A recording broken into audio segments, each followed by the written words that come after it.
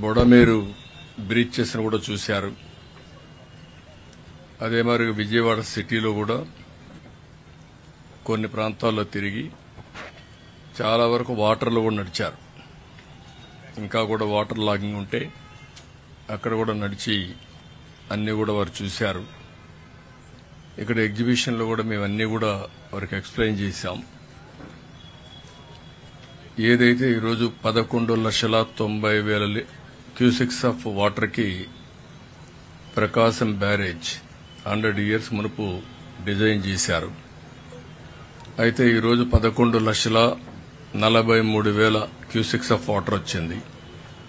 ఆ తర్వాతనే అనేక ప్రాజెక్టులు కట్టారు. పైన నాగార్ సాగర్ గాని, Pulichintala, Srisailam, జోరాల, Almatti, so many projects వచ్చాయి.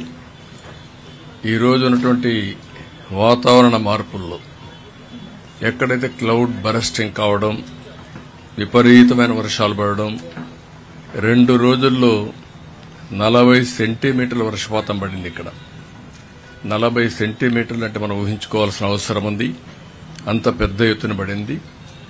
ఇదే కాకుండా పైన కృష్ణా నది పరివాహక ప్రాంతం అంతా కూడా పెద్ద ఎత్తున వర్షాలు పడ్డాయి.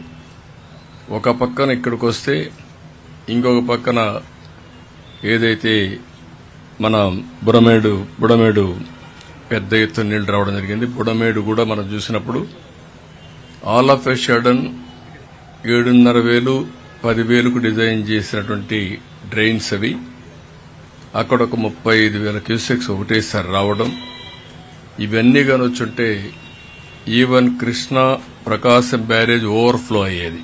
అలాంటి ప్రమాదం వచ్చేది. అయితే అక్కడ కూడా మనం చూసినప్పుడు ఒక పక్క చరిత్రలో ఎప్పుడూ పడని వర్షాలు పడడం, ఊహించని వర్షాలు రావడం, అదే సమయంలో మానవ తప్పిదం కూడా. 2019లో 5 వర్కులు బుడమేరు కోసం రిపేర్లు రెక్టిఫికేషన్ శాంక్షన్ చేస్తే క్యాన్సిల్ చేసి 3 బ్రీచెస్ పడితే అవి కూడా పూడ్చకుండా చేయడం. ఒక పక్క ఇది ఒక ఫ్లాష్ ఫ్లడ్స్ ఇక్కడ రావడం, ఒక పక్కన కృష్ణానదిలో పెద్ద వర్షాలు రావడం, దానివల్ల పెద్ద డివాస్టేషన్ జరిగింది. ఇప్పటికే ఒక టెక్నికల్ టీం కూడా వచ్చారు. వాళ్ళు కూడా అనలైజ్ చేస్తున్నారు.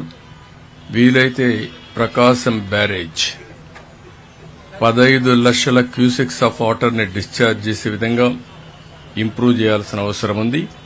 ఇంకొక పక్కన బండ్స్ కూడా స్ట్రెంగ్తన్ చేయాల్సిన అవసరం ఉంది.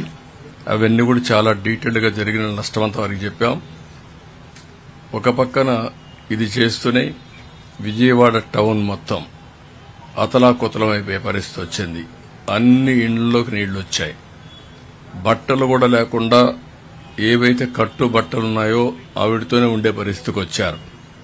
ఇంకొక పక్కన వాళ్ళ ఇంట్లో ఉండే అన్ని వస్తువులు, మామూలుగా గ్యాస్ కనెక్షన్ గాని, కుక్కర్ గాని, లేకుంటే ఫ్రిడ్జ్ గాని, టీవీ ఏది మిగిలే పరిస్థితి లేదు. వాళ్ళకుండే వాహనాలు కూడా ఒక స్కూటరో కారో లేకపోతే ఇంకోటి ఉంటే అవి కూడా దెబ్బతిన్నాయి. అన్నీ ఎక్స్ప్లెయిన్ చేశాం. కేంద్రానికి రిపోర్టులు పంపిస్తున్నాం.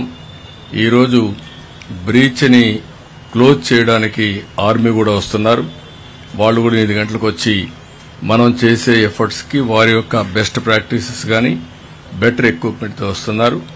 ఎన్ని ప్రయత్నాలు చేయాలనో అన్ని ప్రయత్నాలు చేస్తున్నాం. అన్ని విషయాలు కేంద్ర మంత్రి గారు చూశారు. నేను ఎప్పటికప్పుడు మీకు ఎక్స్ప్లెయిన్ చేస్తున్నాను. ఈ విల్ ఎక్స్ప్లెయిన్ నౌ. ఆయన మిగిలిన డీటెయిల్స్ చెప్తారు. దాన్ని బేస్ చేసుకుని మనం మాట్లాడుకుందాం.